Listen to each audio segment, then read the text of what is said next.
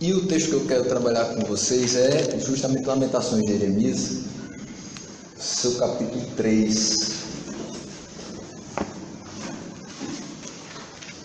Não vou ler todo o texto agora, que é um pouco extenso, mas eu quero iniciar lendo do versículo 20 até o 24.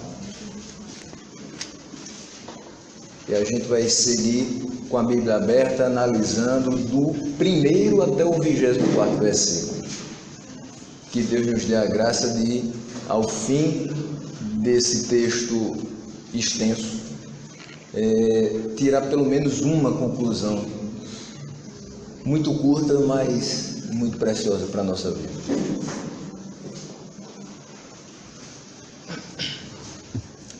Lamentações de Jeremias, capítulo 3, a partir do versículo 20, diz: Lembro-me bem disso tudo e a minha alma desfalece dentro de mim. Todavia, lembro-me também do que pode me dar esperança. Graças ao grande amor do Senhor é que não somos consumidos, pois as suas misericórdias são inesgotáveis. Renovam-se cada manhã. Grande é a sua fidelidade. Digo a mim mesmo, a minha porção é o Senhor, portanto, nele porei a minha esperança. Vamos orar para que Deus nos conduza na meditação, também colocando no nosso coração, na nossa mente, aquilo que essa palavra traz. Senhor, queremos inicialmente agradecer por mais uma oportunidade que o Senhor nos abre a porta de pregação, de meditação na Tua Palavra. Por mais um dia que subimos à Tua casa para Te cultuar, Te honrar, Te agradecer por tudo e principalmente proclamar as verdades sagradas do Evangelho. Nos conduz nesse momento de meditação na Tua Palavra, dando-nos as lições, os ensinamentos que essa porção nos traz, fazendo com que essas verdades estejam cravadas no nosso coração e possam ser refletidas na nossa prática diária. Essa é a nossa oração no nome de Jesus. Amém. Apesar de alguns comentários apontarem para um enlutado anônimo, esse texto de Lamentações 3, a gente vai tomar Jeremias como sendo o locutor da passagem. E aquele que fala não fala somente por si, fala também pela sua comunidade sofredora, da qual ele faz parte. E isso a gente consegue perceber com algumas expressões no plural.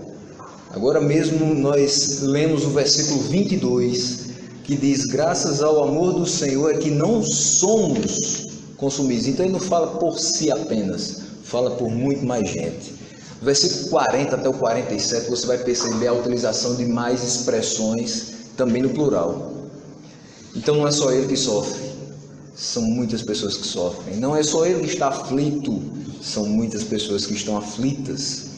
E o cântico de lamento se estende até o versículo 18. E nós vamos passo a passo até que a gente chegue às palavras que realmente vão ser o ponto central de hoje. Não a aflição em si, mas a confiança que devemos ter no Senhor. No versículo 1, ele diz: eu sou o homem que viu a aflição trazida pela vara da sua ira. Ele é o homem que viu a aflição trazida pela vara da ira de Deus. Esse sua refere-se a Deus. O castigo sobre a Babilônia, relatado em Isaías 10, versículo 5, diz assim: ai dos assírios, a vara do meu furor, em cujas mãos está o bastão da minha ira. Relata bem isso aí. A Babilônia também serviu de vara para o castigo de outras nações. Nós já escutamos um pouco a respeito disso. E quem fala aqui viu como o povo foi afligido pela ira do Senhor, até mesmo utilizando dessa nação ímpia. Mas o versículo 2 traz que ele o fez andar na escuridão e não na luz. Ele me impeliu e me fez andar na escuridão e não na luz. Se você já teve a oportunidade de abrir a Sagrada Escritura lá no profeta Amós, você vai perceber no versículo 18, capítulo 5, como vai ser o dia do Senhor. Ele nos fará andar na escuridão e não na luz. Diz o versículo: ai daqueles que anseiam pelo dia do Senhor. O que pensam vocês do dia do Senhor? Será de trevas e não de luz. Então, andar na escuridão, andar em trevas, significa, nesse caso, também passar por sofrimentos e passar por momentos que não são nada fáceis, como será o dia do Senhor, que não será fácil. Às vezes a gente coloca na cabeça, é o dia do Senhor, é o dia que Ele volta, é o dia que Ele traz, né, a sua bênção sobre nós, mas a gente percebe pelo livro de Amós que quando se fala em dia do Senhor, não é boa coisa que está vindo não, porque é o dia do juízo do Senhor. Assim como ele falou no versículo 1 que viu o povo ser afligido pela vara da ira do Senhor, ele continua no mesmo ponto. E depois no versículo 3 ele vai dizer, sim, ele voltou sua mão contra mim, vez após vez, o tempo todo. Quando ele fala, sua mão se voltou contra mim, vez após vez, o tempo todo, ele foi afligido repetidas vezes, fazendo que, como no versículo 4, a sua pele e a sua carne envelhecessem. A expressão envelhecer parece que não faz muito jus ao que está sendo falado. A vara da ira do Senhor foi sobre mim, e simplesmente eu envelheci? Não. Você pega Jó 13:28, você vai entender o que é que está querendo falar sobre envelhecer. É consumir. A minha pele e a minha carne se consumiram, foram consumidas. Quando Jó diz assim o homem se consome como coisa podre, como uma roupa que a traça vai roendo. Então você imagina a aflição que ele vai tendo repetidas vezes, a mão do Senhor tocando sobre ele, e fazendo com que a sua pele, a sua carne se consumam como a roupa que a traça vai roendo. E seus ossos foram quebrados. Ele diz ainda no versículo 4, quebrou os meus ossos. Quando se utiliza essa figura, quebrou os meus ossos, o que é normalmente uma representação de uma aflição física ou espiritual. Certo? Você vai enxergar isso em alguns salmos, que meus ossos foram como que esmagados, quebrados. Então isso é um momento que a gente utiliza essa figura para mostrar a intensidade das dores, das aflições, podem ser físicas ou podem ser espirituais. E tem momentos sim da nossa vida em que parece que nossos ossos estão sendo quebrados, parece que a gente está sendo esmagado pouco a pouco e repetidas vezes. E a gente até chega a dizer, não vai acabar nunca? Eu nunca mais vou ter sossego? Eu nunca mais vou ter paz? Repetidas vezes eu tenho experimentado dores, aflições, mas uma hora vai chegar uma palavra de descanso. No versículo 5 ele diz, ele me sitiou e me cercou de amargura e de pesar. Então imagine, sitiado. É só imaginar uma cidade sitiada, os habitantes nem saem e nem outros entram, cercado. Obviamente você se torna amargo e pesaroso. Nessa situação, há muito o que se entristecer, há muito para se amargurar, porque parece que você não está vendo o resultado da sua oração, do seu clamor, parece que as coisas não estão saindo do lugar.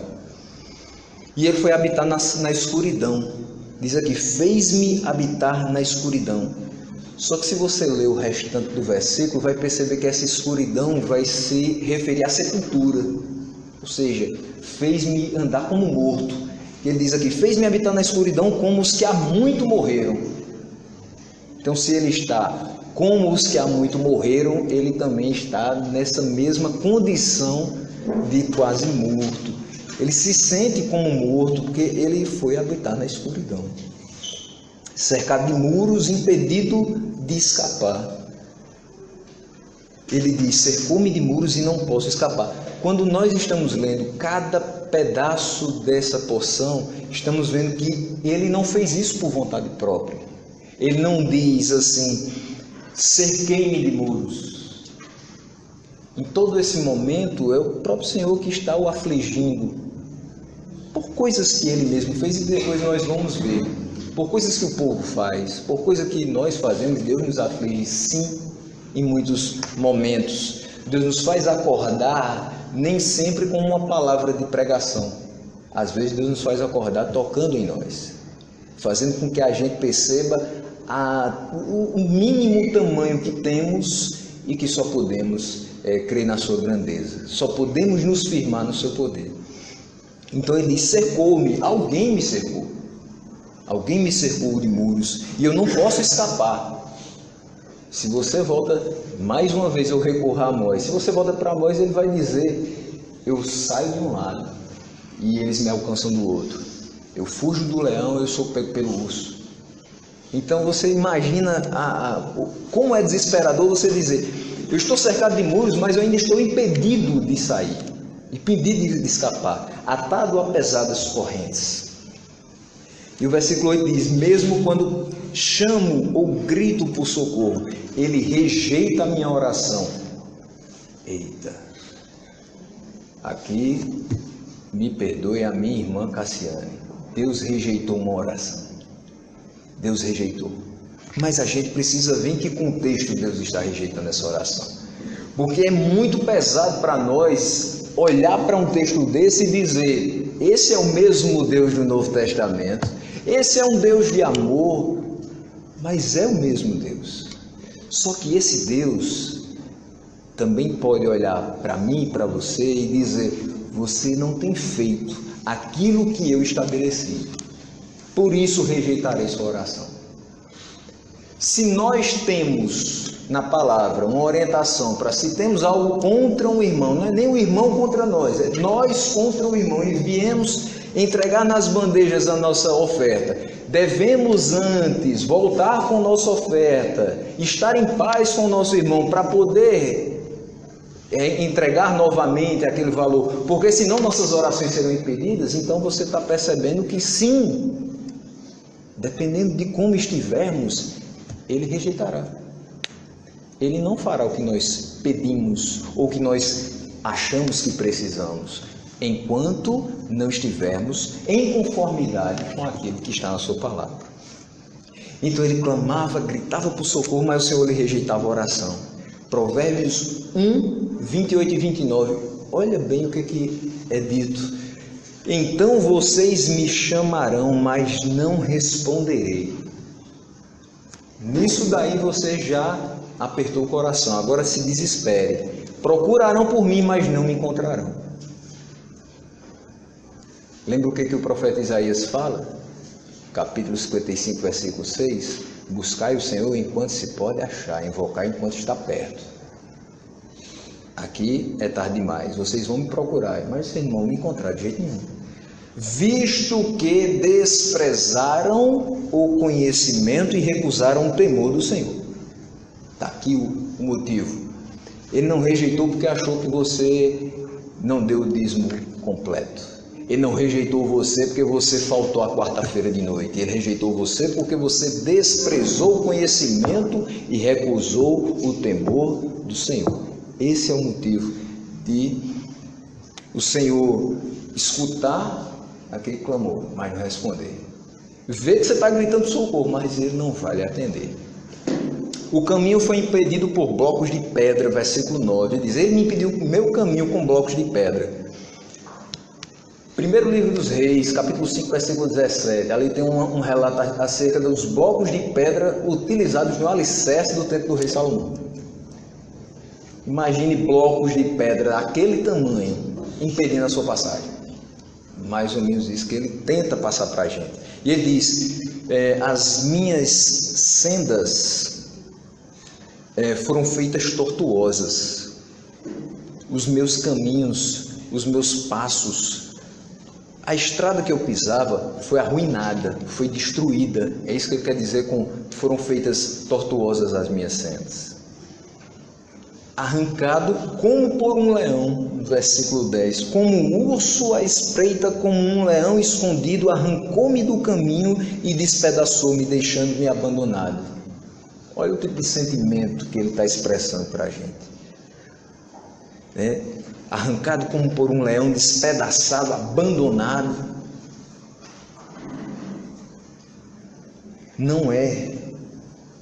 nem lícito que nós que somos chamados filhos de Deus e temos a certeza de nossa salvação, um dia cheguemos para o Senhor e diga: por que o Senhor me abandonou? Ele nunca nos abandonou e nunca nos desamparará. Mas existem momentos em que, humanamente falando, a carne dói tanto, os ossos parecem que estão sendo quebrados de fato. E aí você diz: eu estou me sentindo abandonado. Uma coisa é você se sentir abandonado, outra coisa é Deus de fato abandonar você. A primeira coisa acontece, a segunda nunca. Essa é a grande certeza que nós temos. A nossa carne chora, clama por socorro, mas Ele nunca nos desamparará. Mas Senhor, está demorando demais. Ele nem tarda e nem falha. Ele chegará no momento certo. E vai haver um momento certo em que Jeremias não vai mais falar como está falando. E ele diz no versículo 12: preparou o seu arco e me fez alvo de suas flechas. O preparar do arco é o derramar da ira que vem. Ele está preparando o arco. Quando alguém prepara o arco, vai lançar uma flecha. Ou seja, quando ele prepara o seu arco, ele vai derramar de sua ira. Como a gente precisa ter essa visão em nossa mente. Quando não estávamos com Cristo, quando não estávamos escondidos na cruz de Cristo, nós éramos os alvos da sua ira. Ele não estava chateado conosco, ele estava irado conosco. Porque também nós não estávamos doentes, enfermos, estávamos mortos. Essa era a real situação que a gente enfrentava. No versículo 4 de Jó 6, ele diz assim: as flechas do Todo-Poderoso estão cravadas em mim, e o meu espírito suga delas o veneno, a ira. Os terrores de Deus me assediam. É impressionante como alguns personagens bíblicos conseguem expressar um tamanho de dor que a gente não consegue mais. Por mais que se passe, esse tipo de linguagem passa longe da gente. A gente pode até dizer: está doendo muito. No máximo a gente vai dizer: eu estou sendo muito atribulado. Mas esse tipo de imagem, as flechas do Todo-Poderoso, e aqui são homens que têm completa certeza de que são filhos de Deus, que são servos de Deus, que Deus os escolheu antes da fundação do mundo para trabalhar por Ele. Mas são pessoas que sentem muitas e muitas dificuldades.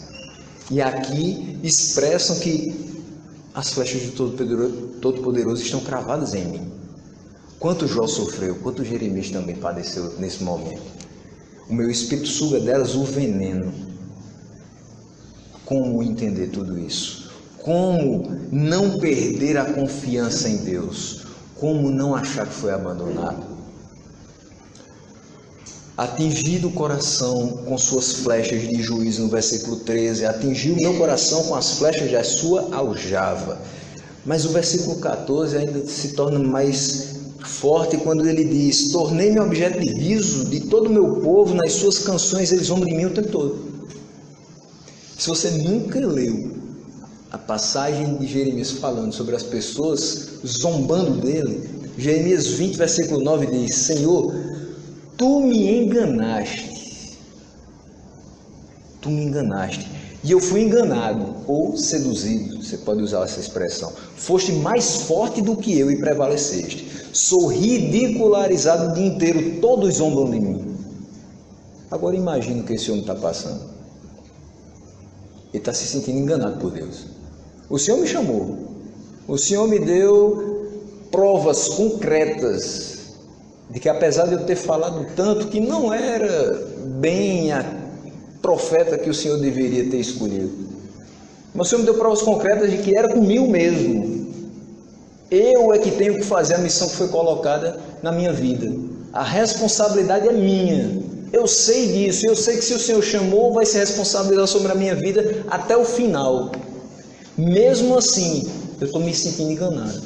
Porque o que acontece comigo não é as pessoas escutando a tua palavra e olhando para mim como um canal de bênçãos para elas. mas elas zombam de mim o tempo todo. Eu sou ridicularizado o dia inteiro. Isso aí faz com que ele esteja envolto em amargura. O versículo 15: fez-me comer ervas amargas e fartou-me de fel. Eu espero que você nunca experimente fel. É bem pior do que Giló. Eu espero que você nunca tenha experiências como essa, porque ele disse que estava farto de fel. Tudo o que ele esperava não era bem aquilo na cabeça dele. Ele foi pisoteado, sem paz e sem saber o que era prosperidade. Versículo 16 diz: quebrou os meus dentes com pedras, puxou poucos ossos, quebrou os meus dentes com pedras, pisoteou-me no pó. O limite da condição humana ele está chegando. Tirou-me a paz, esqueci do que é prosperidade. As pessoas hoje, em determinados locais, pensam que a prosperidade é você ter uma conta bancária fenomenal. Ele aqui está dizendo: eu esqueci o que era prosperidade, ou seja, eu esqueci o que é estar bem, eu esqueci o que é estar sem sentir tudo isso, eu esqueci como eu era antes. Eu tenho passado tanto tempo, repetidas vezes eu sou afligido, que eu não sei mais nem como é estar em paz, porque a paz me foi tirada. Eu esqueci o que é prosperidade, eu esqueci o que é a alegria de viver, eu esqueci qualquer outra coisa. A única coisa que a minha cabeça consegue pensar é: até quando isso vai durar? E aí o versículo 18 mostra a primeira menção ao nome do Senhor. E ela não vem de uma forma agradável e bonita, esperançosa. Pelo contrário, ele vai falar de um modo muito desesperançado quando ele diz: por isso digo, o meu esplendor já se foi, bem como tudo que eu esperava do Senhor. Tudo que eu esperava de Deus não se concretizou. Minha vitalidade se foi, meu esplendor se foi, eu não tenho mais força, eu não sei mais nem no que acreditar. Porque tudo que eu esperava do Senhor foi embora, já se foi, eu não creio mais. Parece que hoje eu vim trazer uma palavra de desesperança, mas não é bem assim.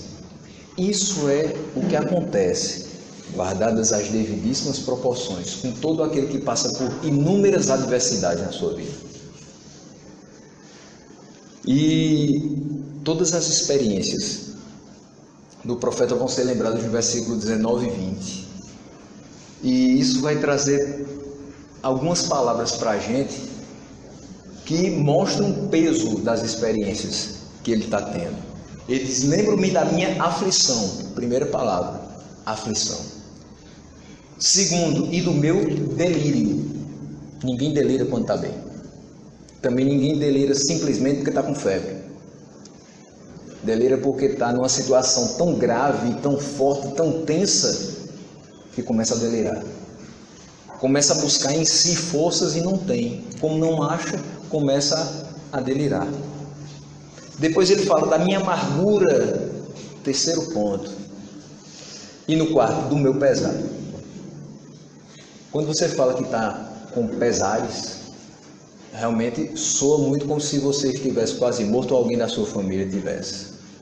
É assim que a gente age quando está com pesar. Lembro-me disso tudo bem e a minha alma desfalece dentro de mim. O que está na cabeça dele é isso. E quando ele se lembra disso, a alma desfalece. Quando a gente se lembra apenas das coisas desagradáveis e dos percalços que temos que percorrer, nossa alma sim desfalece. E as pessoas podem olhar para você o quanto quiserem, dizendo: e você não confia em Deus, não? A confiança está lá, em algum lugar. Mas humanamente falando, que você tem prestado atenção, que você tem que se fixar são os sofrimentos.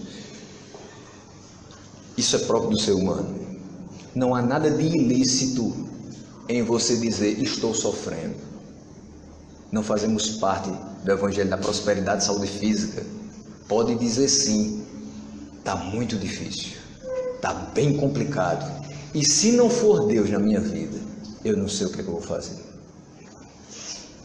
É justamente quando você fala isso, que se só for Deus na sua vida que as coisas podem melhorar, é que você revela que em algum momento desse seu sofrimento todo, você não esqueceu que pode confiar nele.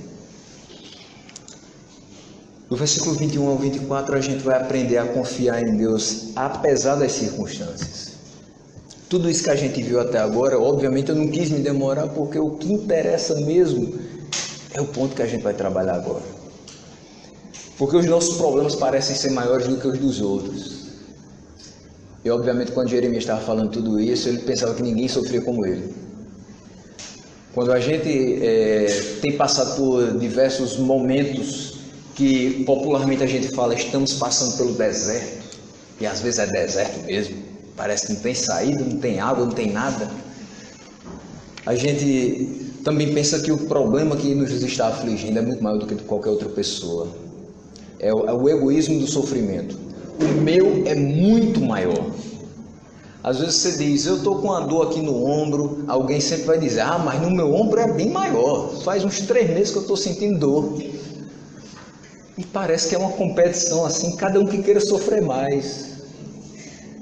Que coisa louca, pessoas querendo sofrer mais umas que as outras, porque parece também a gente, na mesma medida que expressa o sofrimento, vai ter clemência por ele. Então, quanto mais eu disser que eu estou sofrendo, mais pessoas vão ter pena de mim.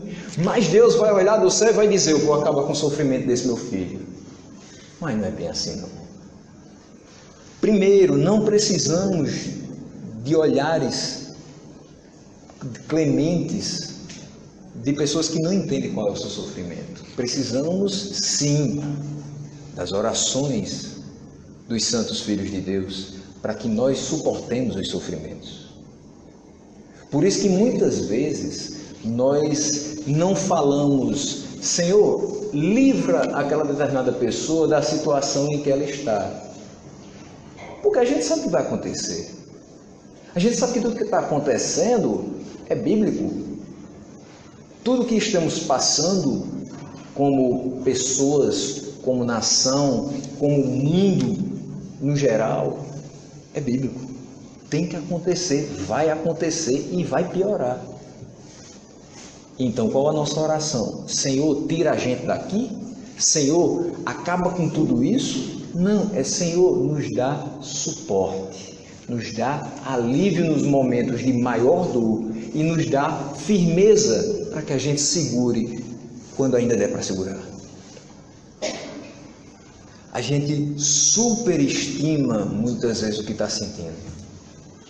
E aí, com Deus não adianta se fazer de coitadinho.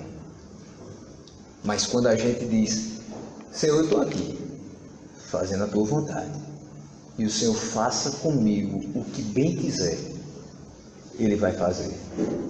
Quando a gente se coloca nas mãos de Deus e entende, ou tenta entender devagarzinho quais são os seus propósitos, a gente vai amenizando um pouco mais de sofrimento. E se for necessário aquele sofrimento que a gente passe, mas que passe muito consciente de que uma hora ele vai passar. Muito consciente de que uma hora todas as dores desse mundo passarão. De que uma hora, mesmo que tenhamos passado toda a nossa existência terrena sendo afligidos, Ele nos resgatará no último dia. Ele nos ressuscitará no último dia. O sofrimento não é o que deve encher o nosso coração, mas a confiança inabalável no Senhor. Inabalável. Independente do que se passa, confie em Deus.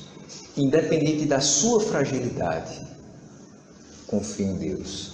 Independente das circunstâncias que você olha e talvez não enxergue uma saída ou não enxergue a mão de Deus, ali Ele está, confie nele. A gente poderia passar o dia todo relembrando as aflições que nos acometeram nos últimos 7 dias. Se você observar tudo que aconteceu com você do último domingo até sábado ontem, a última semana, você passaria o dia inteiro dizendo, tal dia eu tive dor de cabeça, tal dia eu tive dores estomacais, tal dia a pessoa lá do meu trabalho começou a me perseguir, tal dia eu perdi o emprego, tal dia passou do dia de eu pagar a conta de luz e vieram cortar. Você pode falar de inúmeras coisas que aconteceram durante a semana. Pode passar o dia todo falando de problema. Mas, sinceramente, os nossos dias sobre a terra seriam totalmente insuficientes para que a gente contasse as bênçãos que o Senhor já nos deu. A gente poderia passar até o fim da vida dizendo o que Ele fez por nós. E dizendo o que tudo isso representou para nós. Eu acho muito mais interessante, muito mais animador, muito mais encorajador que a gente não passe o dia todo relembrando as aflições, mas que a gente olhe para o Senhor e diga: eu continuo confiando em Ti, porque eu sei tudo o que o Senhor tem feito e eu sei que o Senhor ainda vai fazer muito mais. Embora eu não mereça, mas o Senhor ainda vai fazer muito mais. Nós temos experiências e motivos de sobra para ter esperança. Muitos e muitos motivos. No versículo 21 diz: todavia, passamos 20 versículos em meio a dificuldades, envoltos em amargura, todavia, contraste, para com o que aconteceu, para de pensar no que você passou, todavia, lembro-me também do que pode me dar esperança. A gente tem que lembrar do que pode dar esperança, que a esperança é maior do que antes da fundação do mundo, Ele nos escolheu. Que a esperança é maior do que vocês estavam mortos de delitos e pecados, mas Ele, pelo grande amor com que nos amou, nos vivificou juntamente com Cristo. Que a esperança é maior do que Ele enviou o seu único Filho por amor ao mundo, para que todo aquele que nele crê não pereça, mas tenha vida eterna. Nós temos motivos de sobra para esperar em Deus. Todos nós temos uma história de vida e cada uma com as suas particularidades. Uns com mais, outros com menos dificuldades, mas chegamos até aqui. E se você está aqui hoje, é porque você esperou em Deus. E se você esperou em Deus, esperou na pessoa certa. Porque Ele cumpriu tudo que prometeu. E é por isso que você está de pé. Nós podemos dizer, apesar das lutas e momentos nebulosos, como Jó, no capítulo 19, versículo 25, eu sei que o meu Redentor vive e que por fim se levantará sobre a terra. Se nós temos problemas, independente de qual for esse problema, independente de qual for a nossa limitação, a nossa angústia, diz Timóteo, ele tornou inoperante a morte e trouxe à luz a vida e a imortalidade por meio do Evangelho. Estávamos mortos, mas por meio do Evangelho não estamos mais mortos. E melhor ainda, não nos alcança a segunda morte. Você vai morrer fisicamente, mas eternamente não. Você vai morrer para se encontrar com Ele. Você não vai morrer para se encontrar com aquele que não deveria estar com você. Você não vai morrer para o sofrimento eterno, que esse daqui vai ser muito pequeno. Tudo que Jeremias falou é muito pouco comparado com uma eternidade sofrendo com o diabo e seus assédios. Mas você vai morrer para uma vida eterna com Deus. E isso tem que te dar esperança, isso tem que encher o seu coração de alegria de verdade. Porque por mais que hoje seja difícil, o dia não acaba. A vida não acaba agora. Quando acabar aqui, começará pela eternidade. Vida de verdade, vida eterna, vida abundante. Aquela que às vezes a gente procura por aqui, mas aqui você não vai ter. Você só vai ter na glória. Se nós morrermos, morremos em Cristo. E dizemos hoje também, como Paulo a Timóteo, eu sei em quem tenho crido. E eu estou bem certo de que Ele é poderoso para guardar o meu depósito até aquele dia. Nós sabemos disso. Mesmo num leito de hospital, você sabe disso. Mesmo vendo a vida por um fio, você sabe disso. Mesmo não vendo soluções médicas, você sabe disso. Mesmo não sabendo o dia de amanhã, mas você sabe disso. Que aquele que lhe chamou é fiel para cumprir todas as suas promessas e guardar o seu depósito até o final dos dias, até o final dos tempos. E tudo isso pelo seu imenso amor. Tudo isso porque Ele nos ama e não somos consumidos porque as suas misericórdias são inesgotáveis. Versículo 22. Graças ao grande amor do Senhor é que não somos consumidos, pois as suas misericórdias são inesgotáveis. Tudo que nós temos enquanto seres humanos acaba uma hora. Em determinados momentos de grande sofrimento, a nossa paciência acaba, a nossa confiança acaba, as nossas forças acabam, os nossos recursos acabam. Olhemos para Deus, que é fonte inesgotável de bênçãos, de misericórdia e de amor eternamente. Ele é a causa de nós estarmos aqui e as suas misericórdias é a causa de nós não sermos consumidos. Nós somos o seu povo. E o seu amor por nós denota a fidelidade do Senhor às promessas da aliança que foi feita conosco. E aí, observando essa realidade, a gente pode cantar como Etã, o israelita, no Salmo 89, versículo 1. Cantarei para sempre o amor do Senhor, com minha boca anunciarei a tua fidelidade por todas as gerações. Muito fácil falar do que não está dando certo. Então abre a boca e canta que o Senhor é bom, que o Senhor é amoroso, que o Senhor é fiel em todo o tempo. Às vezes a gente vive numa geração que aprendeu a dizer que Deus é bom em todo o tempo, depois que assistiu Deus não está morto. Mas você também já sabia disso. Porque você está aqui, porque a sua família está aqui, porque os seus estão guardados debaixo da mão poderosa de Deus. E porque você tem a vida eterna. Então Deus é bom em todo o tempo. Em todo o tempo Deus é bom. A fidelidade do Senhor é além da medida. Grande é a sua fidelidade. Renova-se a cada manhã as suas misericórdias. Em todos os momentos do nosso dia, nós conseguimos enxergar, se estivermos de fato com o coração e com a mente voltada para Deus, conseguimos enxergar o quanto a sua misericórdia se renova, o quanto somos alvos de inúmeras coisas e Ele nos preserva, o quanto somos entregues à morte todos os dias e quanto vamos por aqui. E tendo isso em vista, nos resta apenas tê-lo como a nossa porção. Era o que a Jonathan estava falando ontem à noite também. O Senhor é a minha porção. O Senhor é a minha herança. Asaf no Salmo 73, 26 diz: o meu corpo e o meu coração poderão fraquejar, mas Deus é a força do meu coração e a minha herança para sempre. E ele falava em termos totalmente literais, porque de fato a porção dele era o Senhor. Asaf era levita. Como levita, a porção da terra prometida que lhe cabia era o Senhor. Eles eram sustentados com as ofertas levantadas pelo povo. Tudo que lhe restava era o Senhor. E como seria bom que a gente vivesse como ele via. Tudo que me resta é o Senhor, então eu tenho tudo. Eu não preciso mais nada. Falar que o Senhor é minha porção, o Senhor é minha herança, porque nada mais eu tenho, não é uma coisa ruim. Eu não tenho mais nada na vida, agora só restou o Senhor. Então se alegre, porque tudo que poderia lhe tirar da presença do Senhor já se foi. E agora sobra você e Deus.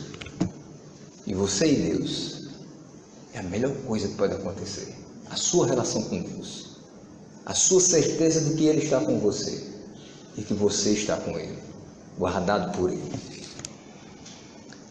Que nós sejamos como essas pessoas que daqui nada a gente leva, mas o que fica conosco é a certeza de que Ele trabalha por nós, de que enquanto dormimos Ele cuida de nós, de que pode passar o que for, Ele tem nos guardado e tem sido o nosso sustentador em tudo.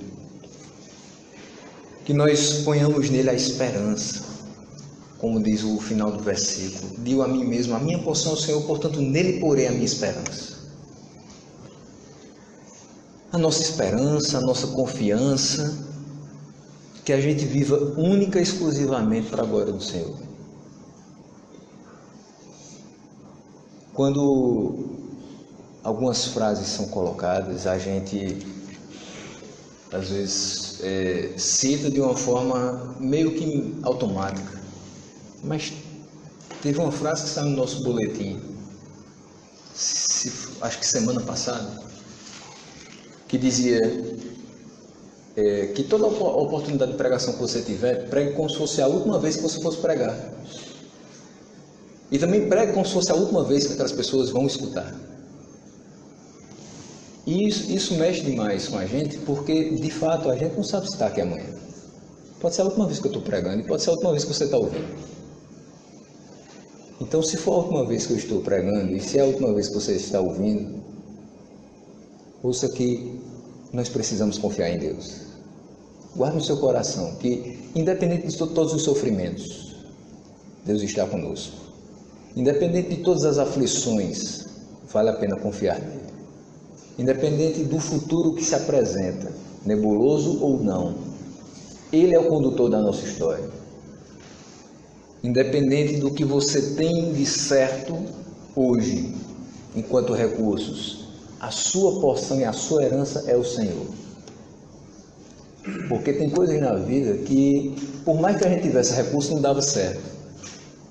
Por mais que a gente juntasse uma grande quantia e dissesse, agora vai dar certo, não daria. A mulher do fluxo de sangue dispensou todos os seus recursos, mas não curou. Todos os médicos da época, com todas as informações que poderiam reunir, não foram suficientes. Mas ela confiou no Senhor. E ela sabia que se apenas tocasse nas suas vestes, Ele poderia curá-la. Não precisou do recurso. A porção daquela mulher e a nossa porção deve ser o Senhor. E que isso esteja muito cravado no nosso coração. Que nós possamos dar glória a Deus, porque Ele é a nossa esperança. E agradecer infinitamente, porque Ele nos enviou uma rica esperança de um futuro brilhante na glória. Deus nos abençoe. Ora ao Senhor. E passa a palavra a Vone, que você tenha durante essa semana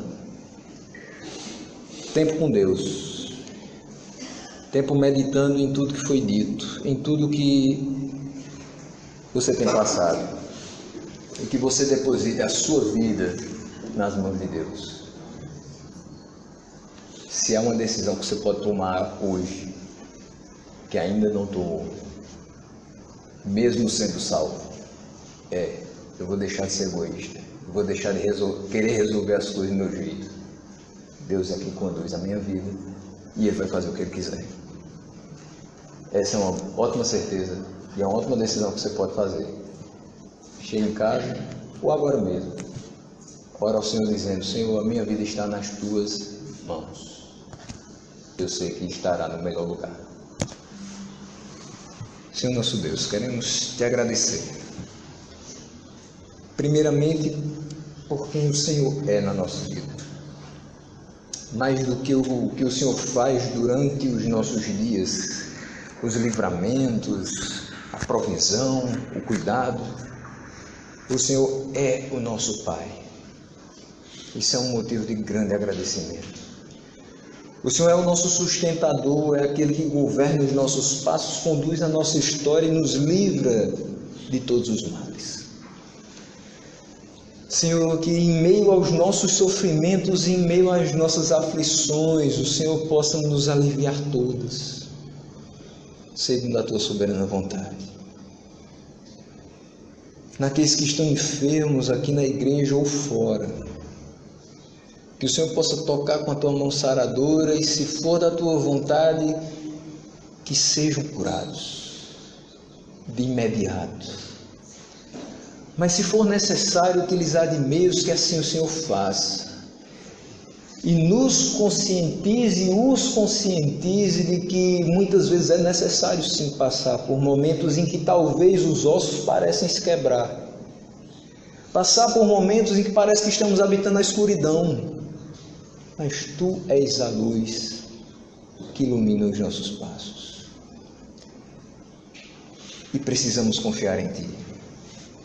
E mesmo se é necessário fazer tudo para passarmos por essas provações, mesmo que seja necessário conviver com determinadas adversidades a vida inteira, que o Senhor possa nos dar o suporte necessário. E que a gente nunca venha murmurar, nem questionar se o Senhor nos abandonou, porque sabemos que o Senhor conosco está todos os dias, nos guardando, nos livrando, abençoando o trabalho das nossas mãos, fazendo com que ele seja próspero sobre a terra, para que nós tenhamos o sustento. E principalmente nos dando condição de trabalhar para Ti. Nos ajuda a cada dia a suportar as dores, para que a gente continue trabalhando em prol do reino. Que nada seja empecilho para que a gente dedique a nossa vida a Ti.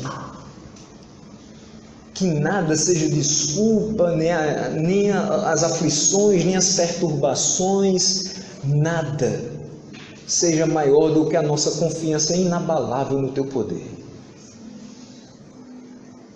Que nada habite mais o nosso coração do que a certeza de que o Senhor batalha por nós. Que nada ecoe mais alto no nosso coração do que a Tua voz dizendo: segue esse caminho. Aguenta essas aflições. Na hora certa eu te aliviarei.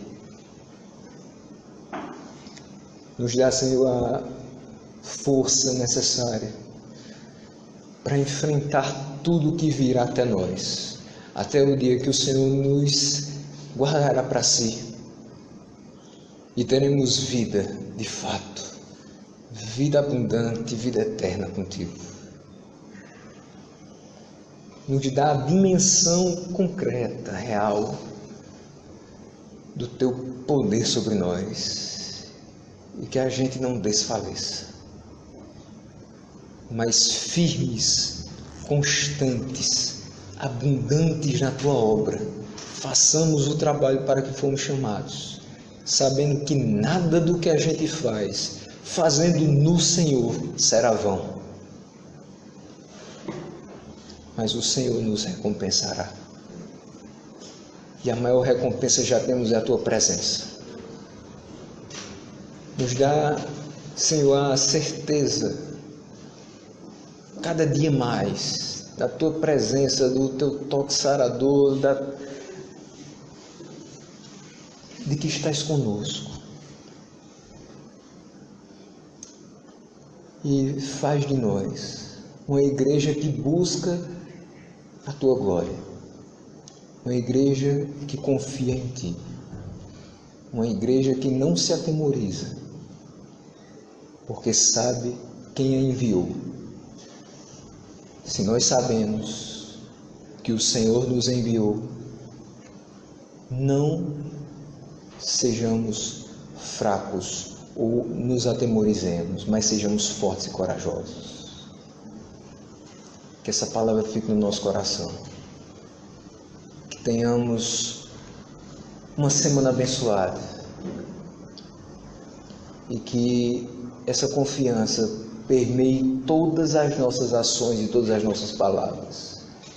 E as pessoas que estão padecendo necessidades, sofrendo como alguns de nós, ou como todos nós, possam perceber que essa confiança, se fosse aplicada na vida delas, seria tudo diferente. Faz com que os nossos sofrimentos sejam uma grande fonte, uma grande matéria-prima de testemunhos eficazes. E que o Teu nome seja glorificado. Estejamos bem ou estejamos maus. estejamos com saúde ou não, em meio a sofrimentos ou em meio à bonança, que o teu nome seja glorificado. Essa é a nossa oração, no nome de Jesus.